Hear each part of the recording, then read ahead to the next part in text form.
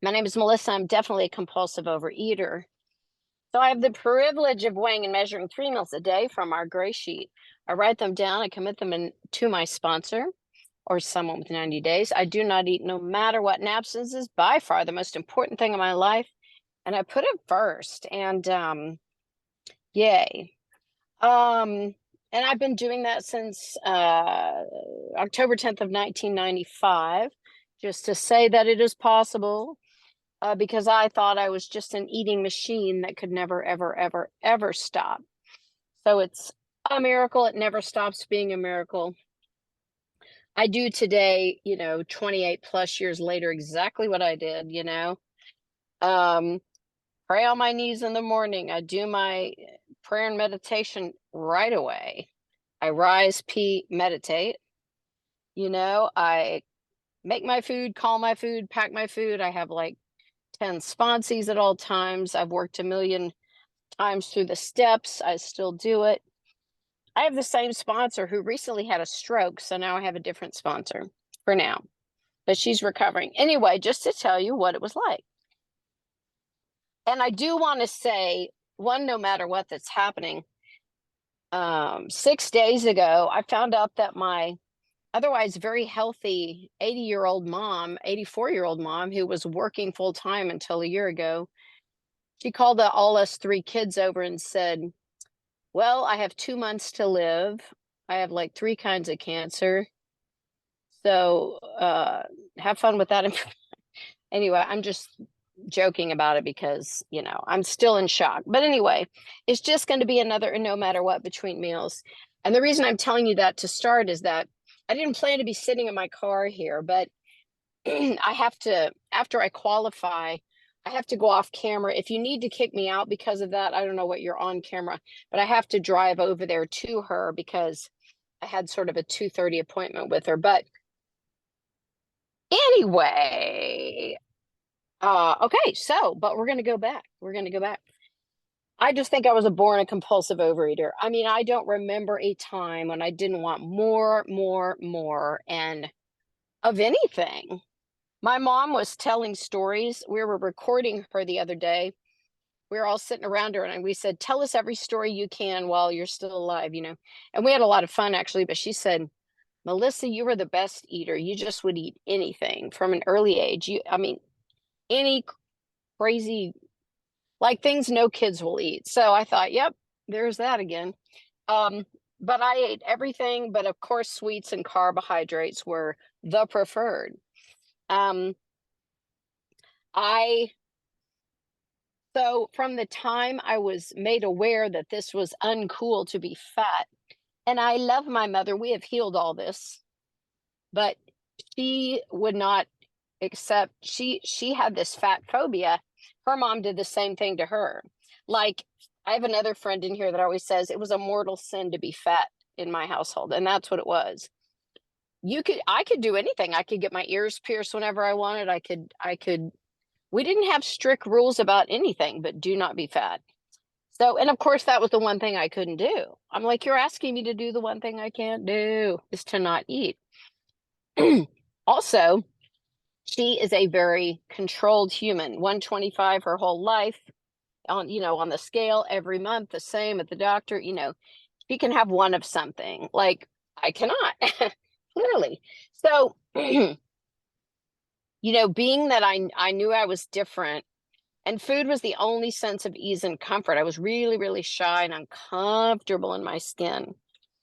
And I glommed onto food, And by the way, I'm in 6 other 12-step programs or five, for alcohol, money, people, sex and romance, nail biting. Still haven't kicked that one.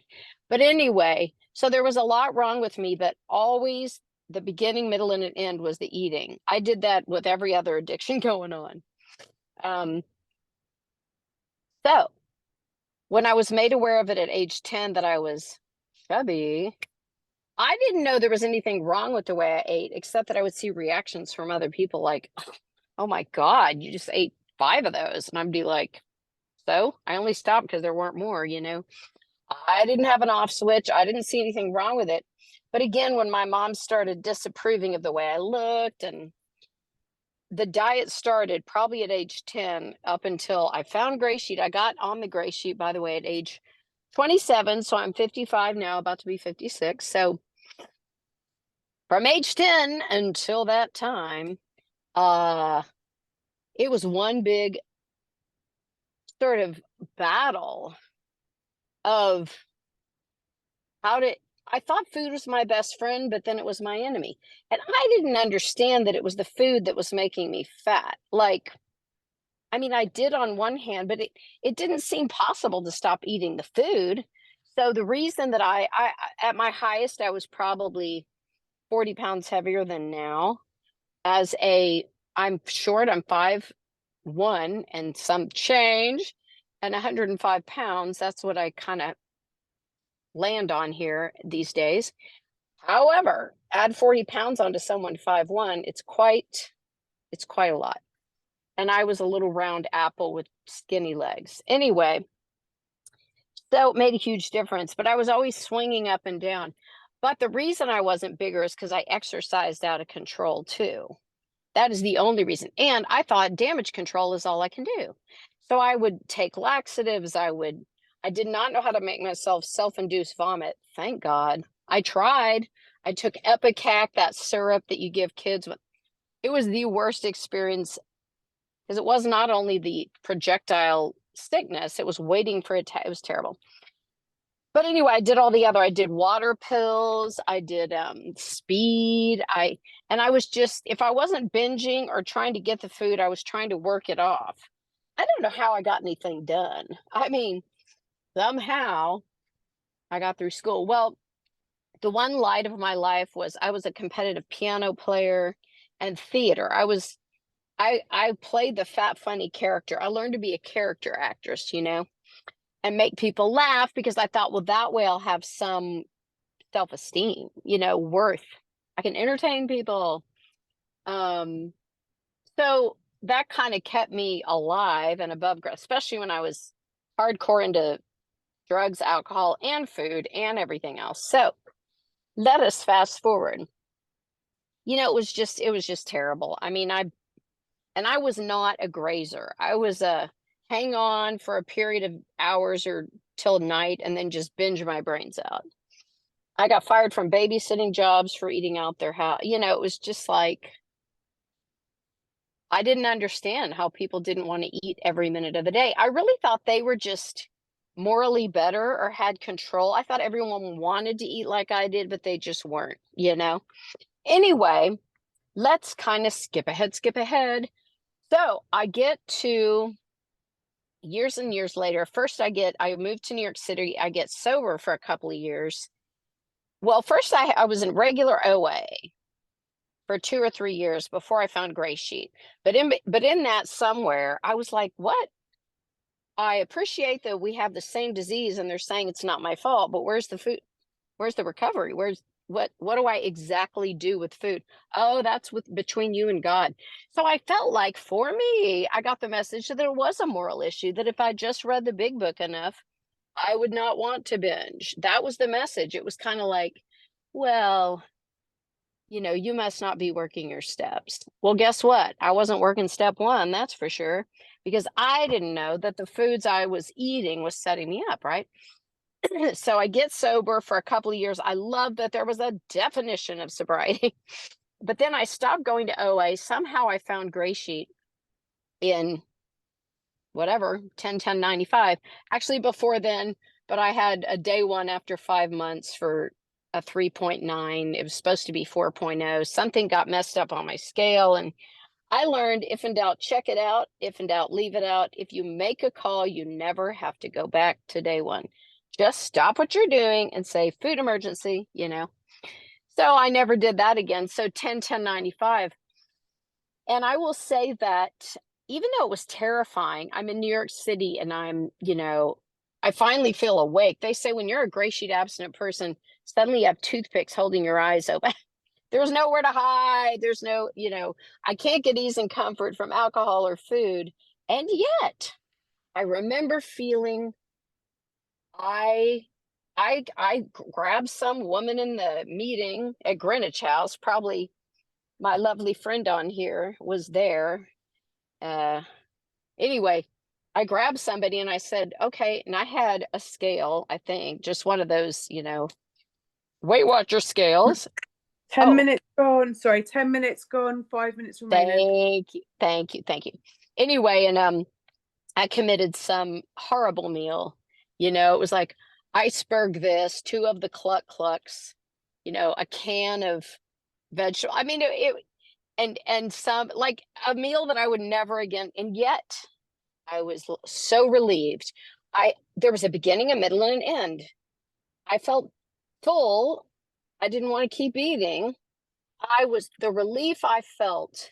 And when I saw people in the rooms that were saying, I've been doing this 20 years, I've been doing this 30, I know it's a day at a time, but frankly, I wanted to know it could be done forever because I was so tired of getting my hopes up about something and it being a failure. So when I saw people finally, because again, in my experience in OA, they were like, if you had a year, you were a rock star. And I'm not poo-pooing a year, but I'm saying like, and somehow that was just by I felt like I was just going, I don't know, I might binge tonight, fingers crossed. It was like everything was a trigger, and I just didn't know if I was going to be not eat or not.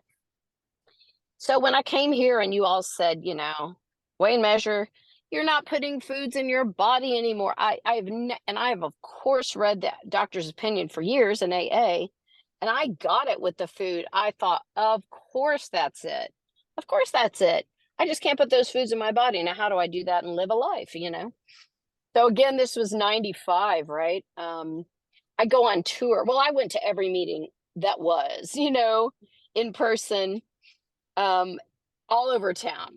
Everyone thought I lived in their neighborhood because I was Upper West Side, Lower East Side. I was everywhere. There was a GreySheet meeting. And I just, I did everything they said. I and 2 years later, I go on tour with a theater show. It was a bus and truck tour. So we had phone cards. I would call people because there's no cell phone yet, right? 1997. There was no refrigerator or microwave of any of these motels. So again, I was doing cans, I was doing the sawdust, vegetable, but I just wanted to know I could do it. You know, there was a bomb threat in one of the schools. My lunch was in there. I grab the company van. I go to a supermarket. They're all worried about being blown up. I'm like, I just want to get my meal ready because if I go down, I'm going to go down with my absent meal. I go to the store. I'm buying the container, the oil, everything. I'm measuring on the van floor of the company van. But I thought, man, I'm really committed. I'm in Alabama. I'm somewhere I don't even know. But I'm like, where's the nearest grocery? They thought I was crazy. Anyway, 10 years later, I did a tour. I went to Seoul, South Korea, and I did this for 3 months there. There was a GreySheeter there as it happened. We helped each other.